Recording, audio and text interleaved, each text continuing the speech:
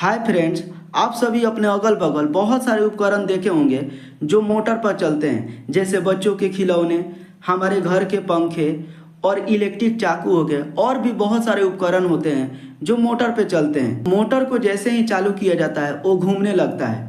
ऐसा क्यों होता है और सर्किट कैसे कार्य करता है, मैग्नेट का क्या प्रॉपर्टी होता है, और इन दोनों को लेकर हम लोग मोटर को बहुत अच्छा से हम लोग समझने का कोशिश करेंगे। सबसे पहले हम लोग सर्किट के बारे में जान लेते हैं। तो हम लोग एक बैटरी लेते हैं और बैटरी से वायर, और वायर को हम लोग एक बल्ब से जोड़ दे रहे हैं। करंट फ्लो कर रहा है, बल्ब जल रहा है। क्या करते हैं, इस वायर को तोड़ देते हैं, ब्रेक कर दे, करंट फ्लो करना बंद कर दिया। अब फिर से देखिए करंट जाने लगा, फिर से बल्ब ग्लो कर रहा है। अब इसको हम लोग स्विच से जोड़ देते हैं और स्विच ऑन होगा तो जलेगा, ऑफ होगा तो बंद होगा। ऑन हुआ है तो इसे कन्वेंशनल फ्लो भी कहा जाता है, यानी देखिए इधर से करंट जा रहा है।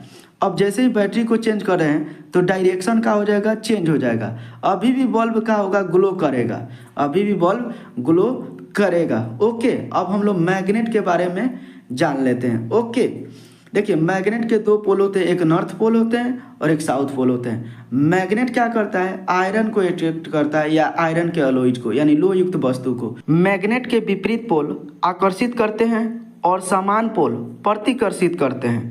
मैग्नेट कई प्रकार के हो सकते हैं, ऐसे भी मैग्नेट हो सकता है। ये जो हमारे सामने जो मैग्नेट दिखाई दे रहा है ये क्या है, एक परमानेंट मैग्नेट है। एक नॉर्थ पोल है और एक साउथ पोल। इसमें ये बहुत सारे छोटे छोटे डोमेन से मिलकर बना है जो एक ही रेखा में संरेखित है। परमानेंट मैग्नेट को छेद कर दे रहे हैं और इसमें रॉड लगा दे रहे हैं और इसके सामने एक और चुंबक लाते हैं। तो समान पोल होगा तो प्रतिकर्षित करेगा और असमान पोल होगा तो आकर्षित करेगा। अब हम सभी कोशिश करेंगे कि चुंबक का बार बार समान पोल आए, जिससे चुंबक के बीच में धक्का होगा और चुंबक घूमने लगेगा। अब हम सभी मैग्नेट के जगह पर एक बोल्ट ले लेते हैं, जो मैग्नेट तो नहीं है लेकिन इसको हम लोग बहुत सारे तार में लपेट कर अब बैटरी से हम लोग कनेक्ट कर देते हैं। अब ये बोल्ट जो होगा इलेक्ट्रोमैग्नेट के जैसे काम करने लगेगा। इसमें भी नॉर्थ पोल हो जाएगा और एक साउथ पोल के जैसा भांति कार्य करेगा। अब हम सभी इलेक्ट्रोमैग्नेट बना चुके हैं। अब यह मैग्नेट के जैसा आयरन को अट्रैक्ट करेगा या उसके अलॉयज को, और वो जो मैग्नेट का प्रॉपर्टी होगा इसमें भी अप्लाई होंगे। लेकिन इसमें खास बात यह है कि जैसे हम लोग स्विच को ऑन करेंगे तो ये मैग्नेट की तरह होगा और ऑफ करेंगे तो ये मैग्नेट का गुण खत्म हो जाएगा। जब बैटरी को चेंज करेंगे तो यहाँ पे इस इलेक्ट्रोमैग्नेट का पोल बदल जाएंगे, इसमें पोल का हो जाएगा, बदल जाएगा। तो हम सभी अभी क्या देखा कि जैसे ही बैटरी के धारा को बदल देते हैं तो पोल क्या हो जाता है, बदल जाता है। ऐसा भी हो सकता है कि वायर को हम लोग अगर बदल देते हैं तभी भी उसका पोल क्या हो जाता है, बदल जाता है। अब हम सभी फिर से घूमने वाले कॉन्सेप्ट पर आते हैं। अब हम लोग मैग्नेट के जगह पर इलेक्ट्रोमैग्नेट रखेंगे। अब इसको वायर से कनेक्ट कर देते हैं। बार बार हम लोग क्या करेंगे कि इसको समान पोल लाएंगे, जिससे यह धक्का देगा और ये इलेक्ट्रोमैग्नेट बार बार क्या करेगा, मूव करेगा।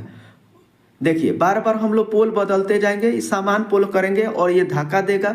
इलेक्ट्रोमैग्नेट बार बार क्या करेगा, मूव करेगा। बार बार समान पोल करेंगे, मूव करेगा, मूव करेगा, बार बार क्या करेगा। देखिए हमेशा कोशिश कर रहे हैं कि हम लोग समान पोल रखें। ओके, अब यहाँ पे हम लोग और अस्थाई इलेक्ट्रोमैग्नेट बनाने के लिए एक और शक्तिशाली चुंबक रख दिए। अब देखिए ये साउथ है, ये नॉर्थ है, इसको भी हम लोग क्या करेंगे, हमेशा समान पोल रखेंगे, जिससे यह धक्का देगा और इलेक्ट्रोमैग्नेट बार बार क्या होगा, घूमेगा। अब हम लोग इसके लिए दो कर्व मैग्नेट लेते हैं, शक्तिशाली पावरफुल मैग्नेट। अब हम लोग बोल्ट के जगह पर एक आर्मेचर लूप जोड़ देते हैं और उसे हम लोग वायर से कनेक्ट कर देते हैं और धारा हम लोग इलेक्ट्रिसिटी दे रहे हैं। ऊपर वाले आपको दिख रहा है इस आर्मेचर का साउथ पोल है और नीचे वाला नॉर्थ है। अब ये क्या होगा, इसमें करंट दे रहा है तो समान पोल होगा, धक्का देगा, बार बार देखिए ये धक्का देगा और ऐसे ही हमारा ये लूप जो होगा घूमेगा। देखिए अब बार बार हम लोग तो तार को नहीं बदल सकते हैं, इसलिए हम लोग कम्यूटेटर रिंग का प्रयोग करेंगे। कम्यूटेटर रिंग, अब ये कम्यूटेटर रिंग ये आर्मेचर के साथ होकर घूमेगा और इसको संपर्क में दो ब्रूसेज होते हैं और ये स्प्रिंग लोडेड होते हैं और ये कम्यूटेटर से संपर्क में रहते हैं और इससे हम लोग वायर को अब कनेक्ट कर दे रहे हैं। अब देखिए इलेक्ट्रिसिटी इधर से जा रहा है और यहाँ से इलेक्ट्रिसिटी बाहर निकल रहा है। डायग्राम में साफ साफ स्पष्ट हो रहा है कि कम्यूटेटर रिंग घूम रहा है। आप लोग देख रहे हैं कम्यूटेटर रिंग घूम रहा है और यहाँ पे कार्बन ब्रुश से देखिए पहले उस रिंग से था, अब कुछ देर के बाद ये कार्बन ब्रुश जो है विपरीत वाले से विपरीत कम्यूटेटर रिंग से जुड़ गया, जिससे डायरेक्शन भी हमारा चेंज हो गया है, करंट का डायरेक्शन भी चेंज हो गया। पहले उस समय से देखिए अब डायरेक्शन भी चेंज हो। इस प्रकार से ये जो है हमारा लूप जो है आर्मेचर लूप पूरा चक्कर मार पाएगा और हमारा करंट की इलेक्ट्रिसिटी हमेशा इस प्रकार से प्रवाहित होगा कि इसमें बार बार कुंडली पूरा चक्कर लगा सके।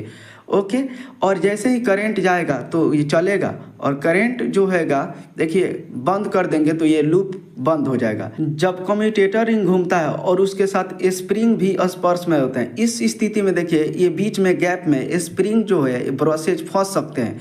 इसको हम लोग बचने के लिए और कम्यूटेटर जोड़ते हैं और एक लूप ले लेते हैं और फिर से करंट जाएगा और इलेक्ट्रिसिटी जो होगा जाएगा और कुंडली हमारा लूप जो होगा मूव करेगा।